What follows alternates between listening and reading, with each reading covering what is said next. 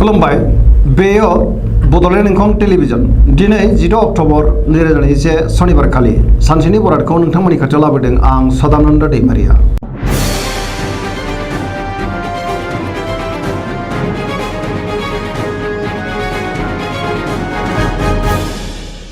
सिगां फरायफिन लादों मेष राशि गिबि हांखो अ ल। दिनैनि साना जोबोर मोजां, बयजोंबो अनसायजागोन, गुबुननि हेफाजाब मोनगोन, जेरावबो देरहासार जानो हागोन, मावलांनाय खामानिखौ थि समावनो मावफुंनो हागोन, गोसोखौ दिनै जोबोर गोजोननाय मोनगोन, देहाया मोजाङैनो थागोन, बहानिफ्रायबा मोजां खौरां फैनो हागौ, रांखावरियाव दिनै जोबोर मोजां, गोबां धोन आरजिनो हागोन, बेफार फालांगियाव जोबोर मोजां मुलाम्फा मोनगोन, सोरबा लोगोनि हेफाजाब मोनगोन, न'खराव दिनै बिसि फिसायनि गेजेराव अननानै फैगोन, बिदा फंबायजों मोजां सोमोन्दो थागोन, बिमा बिफानि बोर मोनगोन, बहाबा थांनांगौब्ला दिनै जोबोर मोजां आरो मोजाङैनो हान्थिनोबो हागोन, गुबुननि गोसोखौ गोरलैयैनो बोनो हागोन, गोसोनि बोलोआ बांगोन, समाजाव दिनै बयजोंबो मान होजागोन, लाइमोनफोरा मोजां खौरां मोनगोन, गोसोआ दिनै जोबोर रमान्टिक जागोन आरो गोसोनि साननायखौ फोरमायलायनोबो हागोन, फरायसाफ्रा फरायनायाव गोसो दुंखांगोन आरो मोजां फिथाइ मोनगोन, पजिटिभ एनार्जिनि गोहोम गोग्लैगोन, सरासनस्रायै दिनै साना जोबोर मोजां आरो मोजाङैनो बारग'लांगोन।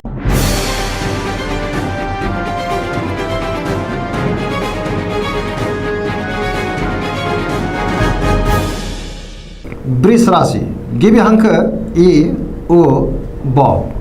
दिनैनि साना जोबोर मोजां, महर मोखाङाव दिनै साबखांनाय फैगोन, गोसोखौ दिनै जोबोर गोजोननाय मोनगोन, गोसोनि बोलोआ बांगोन, गावनि गोसोनि साननायखौ फोरमायनोबो हागोन, मावलांनाय खामानिखौ थि समावनो मावफुंनो हागोन, समाजाव मान मोनगोन, रांखावरियाव जोबोर मोजां होनजायो, आरजिनाय धोनखौ दोनथुमनो हागोन, गोबां धोन आरजिनोबो हागोन, बेफार फालांगियाव मोजां मुलाम्फा मोनगोन, आयआ बांगोन, न'खराव दिनै बिसि फिसायनि गेजेराव अननानै फैगोन, देहाया मोजाङैनो थागोन, अब्लाबो नाथाय जानाय लोंनायाव सांग्रां जानाया गाहाम, गुबुननि हेफाजाब मोनगोन, जायखि खामानि मावा मानो मोनफ्रोमबो खामानिखौनो दिनै गोरलैयैनो मावफुंनो हागोन, लोगोफोरनि हेफाजाब मोनगोन, पजिटिभ एनार्जिनि गोहोम गोग्लैगोन, लाइमोनफ्रा जोबोर मोजां खौरां मोननो हागौ।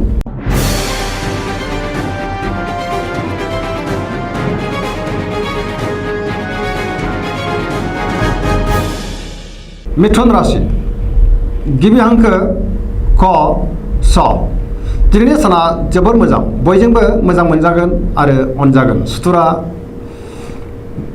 जेनगोन, गोसोखौ दिनै जोबोर गोजोननाय मोनगोन, गोसोआ जोबोर खुसि जागोन, देहाया मोजाङैनो थागोन, रांखावरियाव जोबोर मोजां होनजायो, बेफार फालांगियावबो जोबोर मोजां मुलाम्फा मोनगोन, न'खराव दिनै अननानै फैगोन, समाजाव गोबां मान मोनगोन, गोसोनि बोलोआ बांगोन, मावलांनाय खामानिखौ थि समावनो आरो गोरलैयैनो मावफुंनो हागोन, सोरबा लोगोआ हेफाजाब होगोन, सोरजोंबा बाख्नायजानो हागौ, गुबुनजों मोजां सोमोन्दो लाखिनो रोंगोन, लाइमोनफोरनि गोसोआ दिनै जोबोर रमान्टिक जागोन, पजिटिभ एनार्जिनि गोहोम गोग्लैगोन, जायखि खामानि मावा मानो मोनफ्रोमबो खामानिखौनो दिनै मावफुंनो हागोन, जेरावबो जाफुंसार जानो हागोन, गोसोनि साननाय आरो लुबैनायफ्रा मोगथाङाव जाफुंगोन।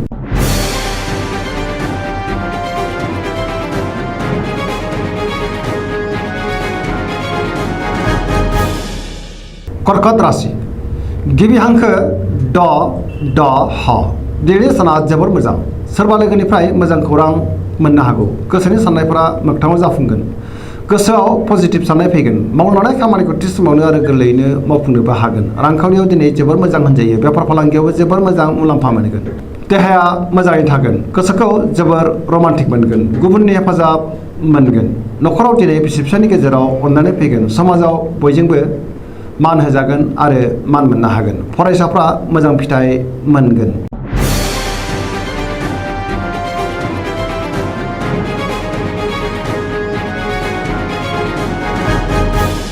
सिंह राशि गिबि हांखो म ट।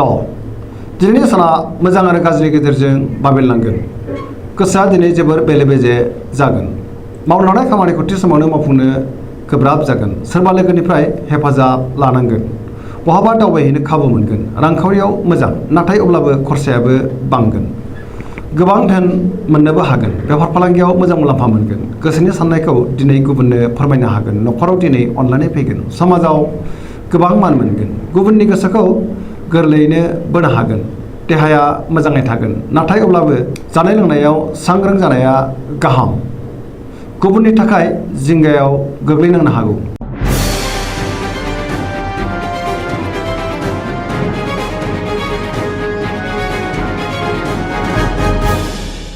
कन्या राशि गिबि हांखो प ट दिनैनि साना मोजां आरो गाज्रिनि गेजेरजों बाबेरलांगोन गोसोआव गलाय गुजाय साननाय फैगोन गोथों आरो गोग्गो साननो रोंनाय नङा गियाननि आंखाल जागोन रांखावरियाव मोजां नाथाय अब्लाबो खरसाया बांगोन बेफार फालांगियाव जोबोर मोजां मुलाम्फा मोनगोन देहाया मोजाङैनो थागोन अब्लाबो नाथाय जानाय लोंनायाव सांग्रां जानाया गाहाम गोबां सुबुंखौ लोगो मोनलायगोन आरो गोबां सुबुंनि हेफाजाबबो मोनगोन न'खराव दिनै अननानै फैगोन गोबां खामानियाव मुखुब थागोन सोरजोंबा एना एनि जानोबो हागौ सांग्रां जानाया गाहाम नेगेटिभ एनार्जिनि गोहोम गोग्लैगोन सोरनिबा सायाव गोबां रागा जोंफ्लांनोबो हागौ गोसोखौ दिनै हमथानाया गाहाम लाइमोनफोरनि गोसोआ दिनै जोबोर आला खाला जागोन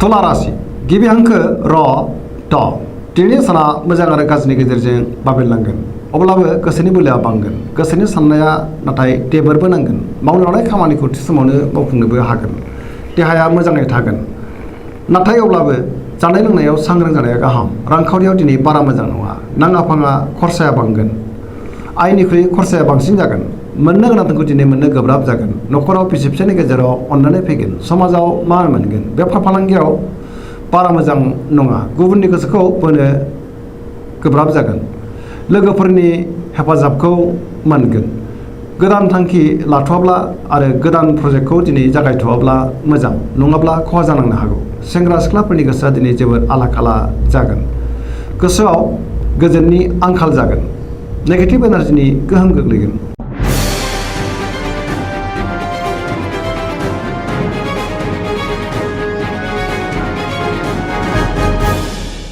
वृश्चिक राशि गिबि हांखो न स दिनैनि साना जोबोर मोजां समाजाव लोगो लेवा बांगोन सोरबा गोजाम लोगोजों बहाबा लोगो मोनज्लायगोन गोसोआव दिनै गोग्गो आरो गोथों साननाय फैगोन मावनो लानाय खामानिखौ थि समावनो मावफुंनोबो हागोन गुबुननिफ्राय हेफाजाब मोनगोन गोसोनि साननायफोरा जाफुंगोन गोसोनि बोलोआ बांगोन समाजाव दिनै गोबां मान मोनगोन न'खराव दिनै बिसि फिसायनि गेजेराव अननानै फैगोन बयजोंबो गोरोबनो रोंगोन आरो गोबां खामानिखौनो दिनै मावफुंलांनो हागोन रांखावरियाव जोबोर मोजां नाथाय खरसायाबो बांगोन बेफार फालांगियाव जोबोर मोजां मुलाम्फा मोनगोन देहाया मोजाङै थागोन गुबुननि हेफाजाब मोनगोन फरायसाफ्रा फरायनायाव गोसो दुंखांगोन आरो मोजां फिथाइ मोनगोन लाइमोनफोरा जोबोर रमान्टिक जागोन आरो गोसोनि साननायखौ फोरमायलायनोबो हागोन सरासनस्रायै दिनै साना जोबोर मोजां आरो मोजाङैनो बारग'लांगोन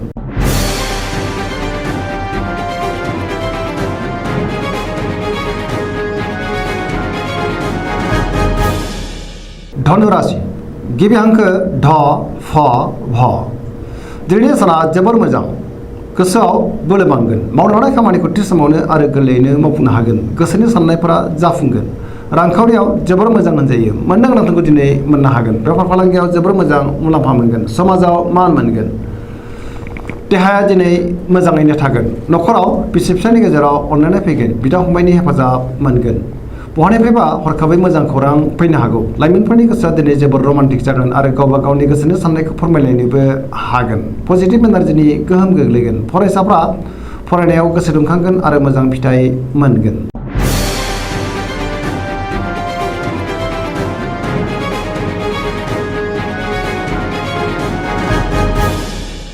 मकर राशि गिबि हांखो ख ज दिनैनि साना जोबोर मोजां गोसोनि साननायफोरा जाफुंगोन सिगांनि बबेबा आद्रा खामानिखौ दिनै गोरलैयैनो मावफुंनो हागोन रांखावरियाव जोबोर मोजां होनजायो आयआ बांगोन मोननो गोनांखौ दिनै मोननो हागोन बेफार फालांगियाव जोबोर मोजां मुलाम्फा मोनगोन गुबुनजों मोजां सोमोन्दो लाखिनो रोंगोन गुबुननि अनसायनाय मोनगोन गोब्राब खामानिखौबो दिनै मावफुंनो हागोन सिगांनि बबेबा जेंनाया दिनै सुस्रांजागोन गोदान खामानियाव आखाइ होजेननोबो हागोन न'खराव दिनै अननानै फैगोन बिदा फंबायनि हेफाजाब मोनगोन लाइमोनफोरनि गोसोआ दिनै जोबोर रमान्टिक जागोन आरो गावबा गावनि गोसोनि साननायखौ फोरमायलायनोबो हागोन फरायसाफ्रा फरायनायाव गोसो दुंखांगोन आरो मोजां फिथाइ मोनगोन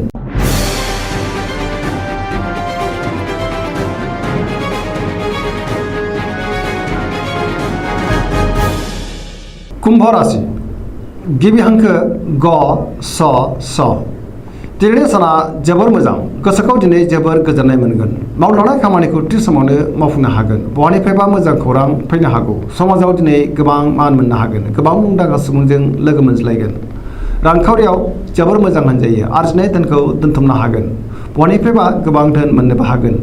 आयआ बांगोन। बेफार फालांगियाव मोजां मुलाम्फा मोनगोन। देहाया मोजाङैनो थागोन। न'खराव दिनै अनलायनाय फैगोन। गुबुननि हेफाजाब मोननो हागोन। बिमा बिफानि अननाय आरो बोर मोनगोन। बहाबा थांनांगौब्ला दिनै जोबोद मोजां आरो मोजाङैनो हान्थिनोबो हागोन। पजिटिभ एनार्जिनि गोहोम गोग्लैगोन।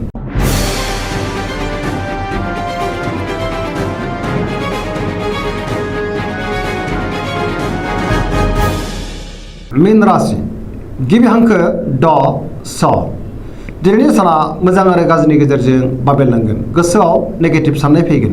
गोसोनि बोलोआ लोरबां जागोन। गावनि गोसोनि साननायखौ गुबुननो फोरमायनो हागोन। देहाया दिनै बारा मोजां थानाय नङा। लोरबां मोनगोन।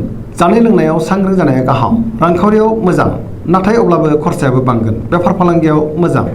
न'खराव बिसि फिसायनि गेजेराव एना एनि फैनो हागौ। गोसोनि बोलोआ लोरबां जागोन। सोरजोंबा रायखोमा जानोबो हागौ। लाइमोनफोरनि गोसोआ दिनै जोबोर रमान्टिक जागोन आरो गोसोनि साननायखौ फोरमायलायनो हागोन। फरायसाफोरा फरायनायाव गोसो दुंखांगोन आरो मोजां फिथाइ मोनगोन। दिनैनि राशि फरायनाया एसेनोसै। जोबनायाव बेखौनो खावलायो जाहाथे नोंथांमोना सानफ्रामबो जोंनि बे बड'लेण्ड इंखं टेलिभिजनखौ नायबाय थायो आरो साबस्क्राइब खालामो, लोगोसे लाइक खालामो आरो शेयार खालामो। एसेनोसै, गोजोन्थों।